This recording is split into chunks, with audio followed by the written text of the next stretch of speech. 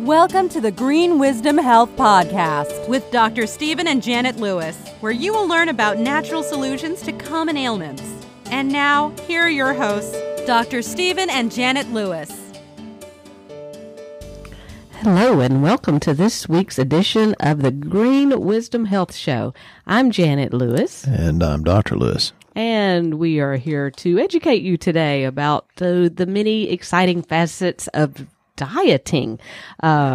So many different programs out there, and with the holiday season upon us, many of you have begun to ask us questions about once I'm done with eating incorrectly for these holidays. No, they don't start it out that way. They actually want to know what the best diet is for weight loss or to help maintain their slim figure during these holidays. How can I be young, rich, and good looking in 3 days with no effort? Something just like that. Yeah. And that's what we should also say. You know, these are not a magic pill, which everybody generally looks for is the magic pill to weight loss. But these are lifestyle changes. And Dr. Lewis is going to talk to us today a little bit about all the different varieties of diets that are out there, because many of you have heard of some of the other ones like paleo. You know, it's the big one now, but there are many out there. And Dr. Lewis is going to cover a few of those for us and tell us what they all have in common or not in common and which way's best for you. And then we have some questions at the end from some of our loyal customers, clients, fans that would like our opinion about some of the subjects that they've asked about. So stay tuned, hold on to your seats, and get ready to lose weight. With that, Dr. Lewis, please educate us. As long as you're not losing interest, we're good. This all started from a question one sweet lady asked me about the Carnivore Diet. And I thought I'd start with that. It would not be my choice, and there is a very interesting article, and the guy that did it is Ryan Munsey, Munsey. Look it up; it's worth looking at. And Janet and I have been on his podcast. He's a really wonderful guy, motivational guy, and really in good shape. And he asked my opinion about what labs he should do just to measure it. And one thing I like about Ryan is that he tried to measure results in different ways. And that's where some people get in trouble. They say, well, I did this and I lost weight. Well, that does not imply good health. Now, Ryan added lab work, which I think he's a brilliant young man. And he did comparisons about what he could do with workouts and weights. And it got better on the Carnivore Diet, where you just eat basically all you eat is animal products, and some people will add dairy and butter to that because technically it is animal, and maybe a little salt and pepper for flavoring. And I think the only thing Ryan did that wasn't carnivore or wasn't animal product was coffee. So when you say animal product, are you talking about just strictly eating meat? Yep. Wow. All the time? Nothing else? Yep. That's it. Aren't there people out there with bad gallbladders and things like that might have an issue? And that's one of the many things I love about Janet, is because she thinks a little bit further. And you know, where some people say, well, I lost weight. It's like, well, you could sniff cyanide and, you know, eat tapeworms and lose weight, or you could cut your leg off and lose weight. She thinks the other, you know, several steps through. She's as smart as she is pretty. I'm just thinking some of those trains may not come through at a rapid rate if you've got all meat, because meat is really hard to digest. Well, and that's a good point, especially people with gallbladder problems or lack of gallbladder. And that was another question that Brandy and I were just talking about. You need good digestive enzymes. My favorite is orthodigestine. I'm jumping the gun talking about products, because it has oxbile in it. It has an incredible amount of protease, which digests protein. The old product we used, which was very, very good, had 200 units for protein digestion, and the new orthodigestine, I forget how much it has, but it's, I think, several thousand times that. So yes, that helps to break down the meat, that and betaine hydrochloric acid. That's why it's important to get your lab work and look at the chloride and the sodium and potassium and see the ratios there. I personally do not think that's a really good diet because it's hard on the kidneys. And again, that's why you need to do lab work. So Ryan Munsey was very intelligent when he did the lab to see what was going on. And, there were some things on his lab that I would have addressed, liver enzymes and low white blood cell count, but he didn't ask me about that. He just asked me what should he check on lab to make sure everything's going good, and he did that, and he could lift more weight, and his lab, his chance of heart attack and stroke was very, very, very low, so that's inflammation. His cholesterol looked good. Believe it or not, the people that have bad cholesterol are the ones that eat too much sugar, which we're going to talk about, and carbohydrates that turn to sugar. So carnivore diet, not my favorite, but not necessarily a bad thing if you're checking on it. As Janet said, paleo is the rage. Well, now keto is kind of knocking that down some too. Now, paleo is a little bit higher protein, where keto is higher fat. My personal preference is keto with the higher fat. And again, like Janet's question, you really need to take digestive enzymes, and probiotics are very, very important, although they're not really interchangeable, although they do overlap a lot in what they do. You need both, and that's for sure. Paleo, again, there's not that much different between all these diets. Most of them say quit eating processed foods, and I'm talking about diets like the Mediterranean, South Beach diet, the I Can Do This diet. Let's see, I think of a bunch of them. There's the fat switch. Mediterranean. Why we get fat and what to do about it. Fat Chance is a really, really good one. Licking Sweet Death by Hugo Rodier is really good. Life Without Bread.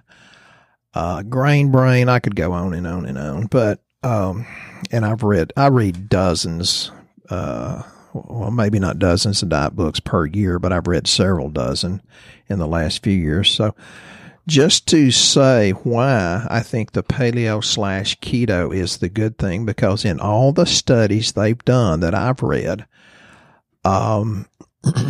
there was twice as much weight loss on these diets, which would include Atkins. And they poo-pooed Dr. Atkins, and bless his heart, he didn't get vindicated until after he had died, and that was from a fall. It wasn't from eating his diet.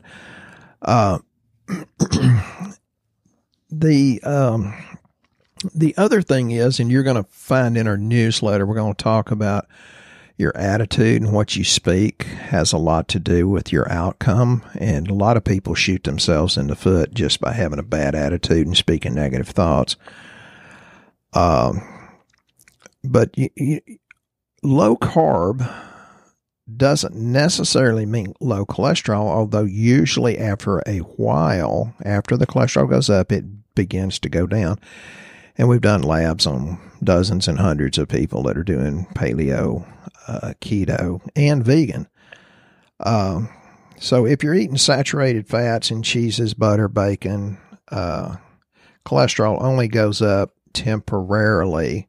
And if it stays up, then you need more, better, different digestive enzymes. So don't worry about the cholesterol. There's plenty of books that talk about it. Cholesterol lie, cholesterol hoax, cholesterol myth, cholesterol clarity, on and on and on. So eat a lot of meat, fish, eggs, cheese, and cream for 30-something days. And then after about that, then the cholesterol begins to go down.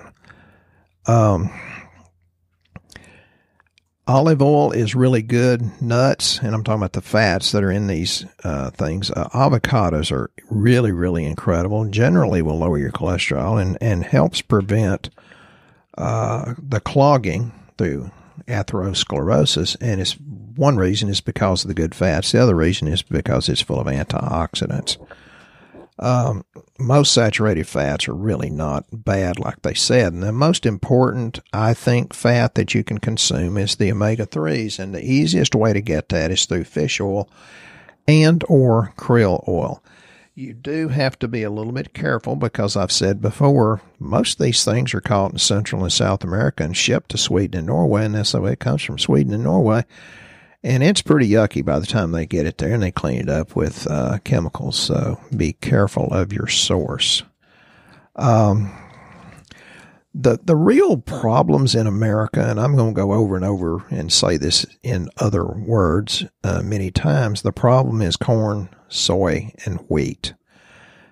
These are not very nutritious.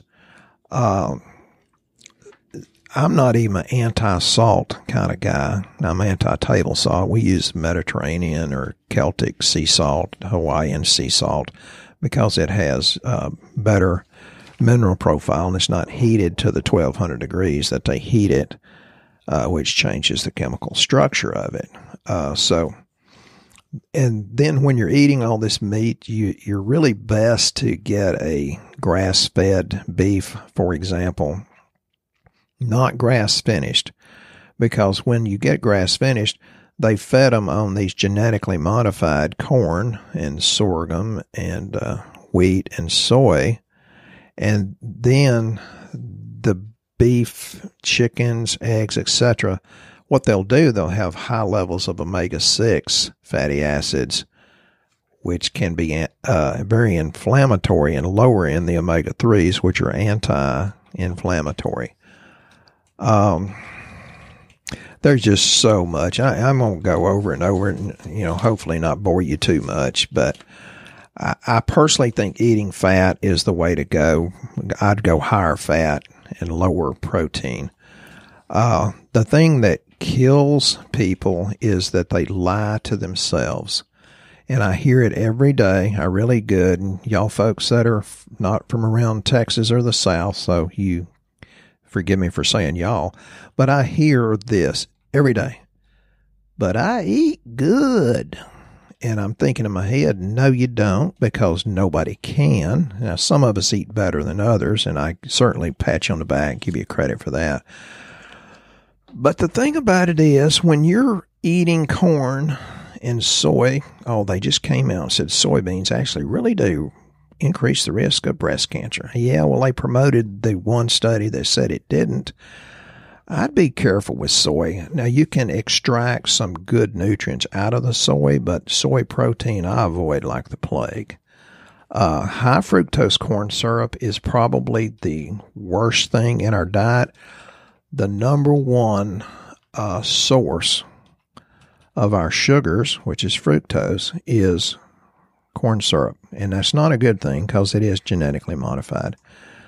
The 600,000 industrially processed foods are full of the hydrogenated fats, which are bad, and the high fructose corn syrup. And then 80% of those have added sugar. So when you put bad sugar and hydrogenated fats, that, starts a chemical reaction. That's one of the major things that creates inflammation and causes the cholesterol to stick. And that's why cholesterol got a bad name. Cholesterol's not bad. There are bad parts of the cholesterol. And the average American eats about a pound a day of sugar and flour. And flour turns to sugar real quickly. Plus, it's got 4 to 40 times more gluten than it used to. So the increase in the sugar from the promotion from big companies like Cargill and Monsanto, this increase in sugar correlates perfectly with the obesity epidemic. Pay attention. Sugar is actually the main cause of heart disease. It's not cholesterol, folks. The ones that have the highest intake of sugar have like a 275% increased risk of heart attacks. And the ones with the lowest intake of sugar have the lowest risk of heart attacks. So don't think fat. Fat's been demonized very incorrectly. It's really sugar and carbs. And that's why I like the Paleo, Keto, Atkins type diets. And again, in every study I've ever read, the Keto, Atkins, Paleo, the higher fat diets are always the ones where you lose twice as much weight as the ones that says eat whole grains. No, don't do that. And Janet and I ate grain in Europe and in China, and it was different, but they farm it differently there. It's not genetically modified, or at least not to the same degree that it is here. So, folks, get active. Write your congressman. Join groups like, say, the Environmental Working Group. They can kind of keep you posted on what's really, really going on. And I just tell my patients, grab a good book on keto. There's a lot of them out there. Of course, Drew Manning's our favorite keto guy. Ryan Munsey, I think, did a good job with the Carnivore Diet, although I don't think he stayed on it. But look up that article about Ryan Munsey. It's pretty interesting. High fat always does better. And these are studies like from American Medical Association. That's not my opinion. This is research I read, and then I remember, big parts of it. So, other causes of obesity, and I have to counsel my patients on that. It's nutritional imbalances, because you're getting a lot of calories, but you're overfed and undernourished, and that's why I think the supplementation does a really, really good job. The gut microbiome, or the probiotics, the imbalances there, there's some incredible research. My latest book I'm reading is called 10% Human. You can get 5 or 10 pages into that and go, holy God. It's a very interesting book.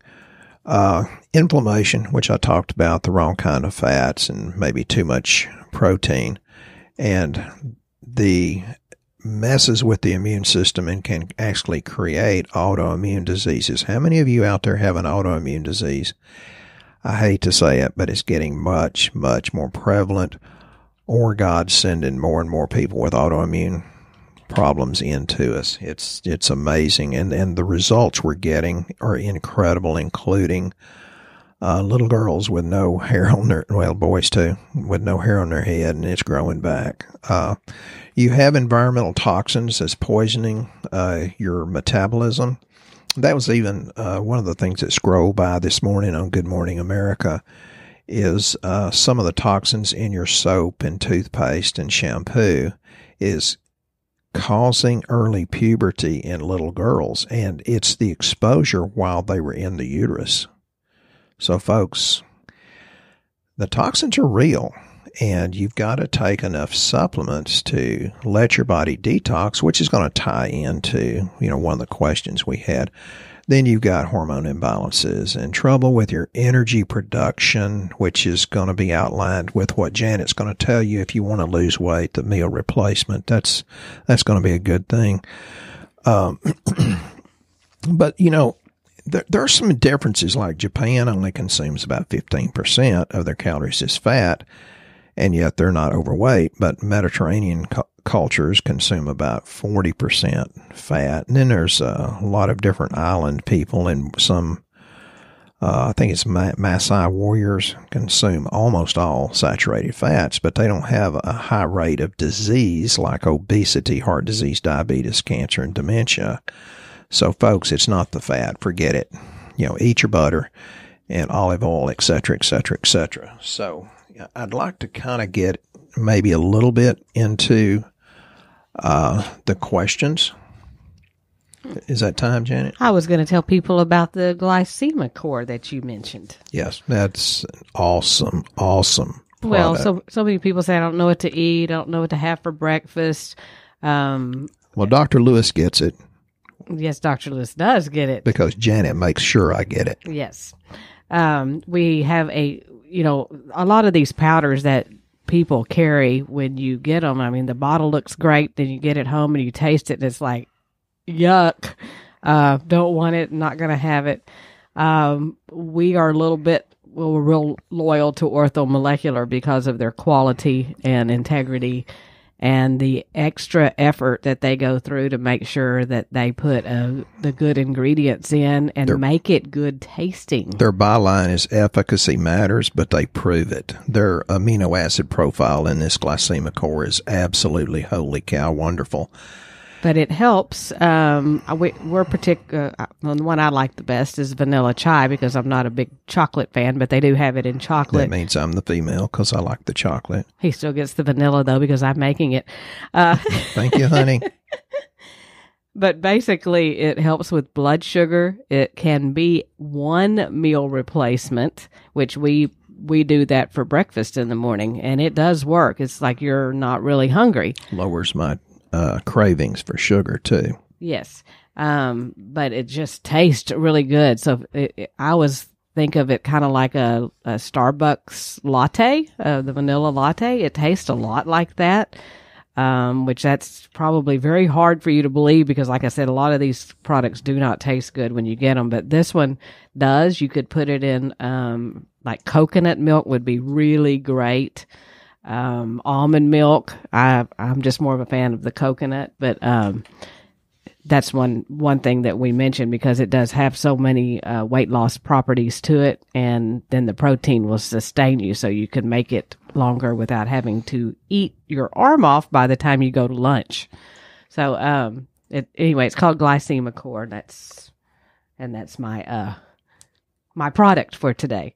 The other thing that I wanted to mention, we've had, like Dr. Lewis said, we had some questions come in, and one of the questions was, well, what does it cost? Because, we always tell people do lab work because the other part of your weight loss journey or diet, none of that is going to work like it's supposed to if your lab values are off. And you're going, well, what do you mean my lab values are off? Because my doctor told me my lab looked great. And he probably did. Out of the 1 to 3 panels that he ran, it probably did look great. But is it in optimal range? And when people are trying to lose weight or they're having issues, hair falling out, just a variety. We've had a whole flood of people that have that in the last 2 or 3 months. That's why we mentioned that. It's been dozens, literally. Right. We always tell people, well, run the lab panel to see what's going on. The one that we are partial to is the comprehensive lab panel because it has 13 different tests in it with 101 biomarkers in it. So that lab, we do it at cost so that we're not guessing at what's going on with your health, and we can logically, basically, realistically send you to any Quest lab draw station across the United States so that you're not having to come see us in Texas, and we go over those findings with you on the phone, and it basically takes the guesswork out of why you can't lose weight. There's cortisol, which is a big one that's on there that people don't realize is important for weight loss. There's thyroid, 5 different parts of the thyroid on there. There's digestion. Dr. Lewis always talks about proper digestion. We can see whether you are assimilating what you're having or not, because you can be doing the best diet in the world and it may not work because you can't break down what you're having. Yeah, it's not what you put in, it's what you actually assimilate. So, and then, the question comes to us, and that includes a complimentary consultation with Dr. Lewis. And that lab panel runs, if you bought it through your doctor, about $3,500 to $4,000. Right now, the price on it is $298. So it'd be a great Christmas gift for someone that you care about, that you want to see get well in the family. Buy them a lab panel, and you can do that on our website at greenwisdomhealth.com. And then they get to speak with Dr. Lewis. They get a functional medicine report. They get a supplement recommendations of where to start getting well, which the question is after getting your blood tested, Brian wanted to know, and receiving the results, what is the cost range of the supplements? And that's a great question because I have about 400 different products in this store. And if everyone was the same, we wouldn't need all 400. So the lab helps us determine, did you get a bunch of genetic weaknesses where you have to take more things? Or do you have a really strong system and you only need a few things? So there's really no way for us to say, hey, this is the amount. But we can tell you that what we give you on the sheet, you can do as little or as much of it as you want. And we have people go, hey, my budget's $150 a month. Whatever your budget is, yeah, we work with that. We help you get into that budget, but at least you're not guessing and you know exactly what products are good for you. We have many people that start off with some of the things, and then as they can afford it, they add in some others, because it's kind of like going to the grocery store. When you first start cooking, you don't have any of the ingredients that it takes to make a recipe. So a recipe costs you a whole lot more at first because you're buying all these ingredients. But as you have some of the ingredients, the second time you make the recipe, it doesn't cost as much. Right. And that's the same way with the nutritional supplements. Some of them run out differently than others. So it's not what you know, it's what you do. And, one of the reasons I want to tell you why you need supplements, because 1930-something, U.S. Senate Document 264 said there's not enough minerals or certain nutrients, and we're being starved no matter how many we eat. And there's the agricultural soils in the United States and Canada have lost about 85% of their mineral content. The soils were down 76% in South America, and we get a lot of things from there too. And there's nutrient depletion studies done over and over and over again. It is not the quantity of the food, it's the quality. And I won't go too much into it, but I mean, it's down a bunch. And we got a couple other questions I'd really like to give an answer to. Okay, we have Tricia that says, I'd like to hear how calcium supplements aren't necessarily as good as they have been touted for bone health. Hi, Tricia. I love talking to this lady. Specifically, how can it build up and calcify in the heart? Well, it's not just the heart, but again, it goes back to the inflammatory markers. And I personally don't think you should ever take calcium without taking magnesium. Because people come in and say, well, my doctor told me just calcium. I said, yeah, well, that's kind of like elementary school. You need magnesium, you need phosphates, you need MSM, you need boron, you need vanadium, you need strontium. And we actually have a bone morphogenic protein that I've got little brittle old ladies that are coming back with better scores for their hip and lumbar spines. But why it calcifies in the heart, that's inflammation. I think people should get a coronary calcium score. They're relatively inexpensive. And the most important thing is take vitamin D with K. That's very important. D mobilizes the calcium, but if you don't have K, you just get a whole bunch of calcium with all dressed up, no place to go. So thank you, Tricia, for that. We also have Richard that wants to know his wife has always had migraines.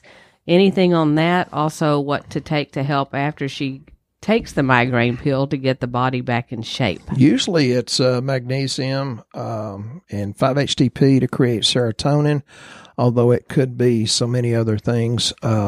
It could be needing to be adjusted. I'm a chiropractor, so I always think in that term. And the thing about it is, maybe, Richard, have you ever thought you're a pain in her head?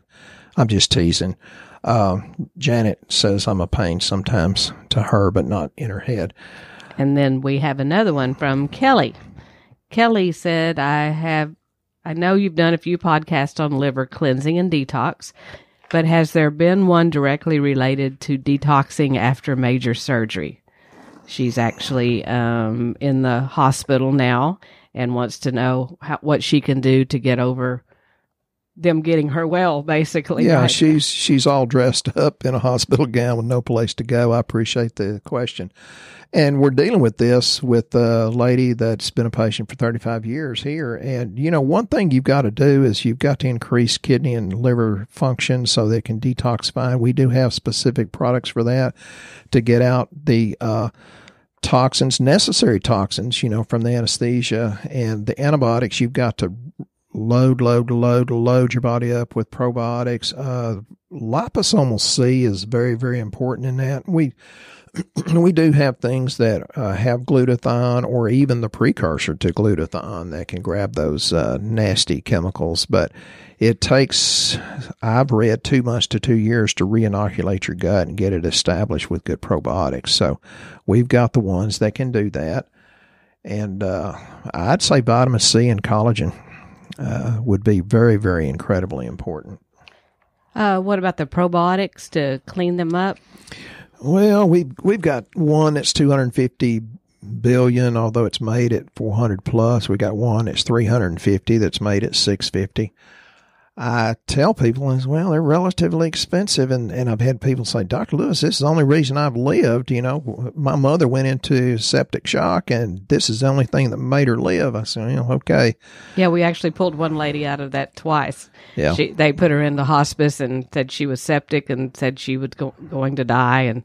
And the lady came down here and got our, oh my God, probiotic. Her daughter did. And the daughter's late. The lady's daughter, geez, I'll get it out.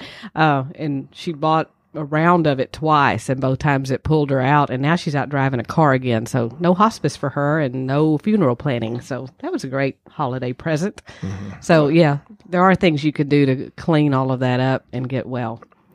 But we hope that you have learned something again on our show. We hope you've learned about what diet might be good. We hope you know Dr. Lewis likes to read, so maybe you should get a book so you can read too and figure out which way you want to go. And as always, we are here to help you. If you have questions, like many of these people do, you can always join Shooting Straight with Dr. Lewis on Facebook. It is a closed group, but he is willing to accept you because you listen to our show. So just send him a request on Facebook. And we hope you guys have a great week, and we'll be here next time with another exciting episode.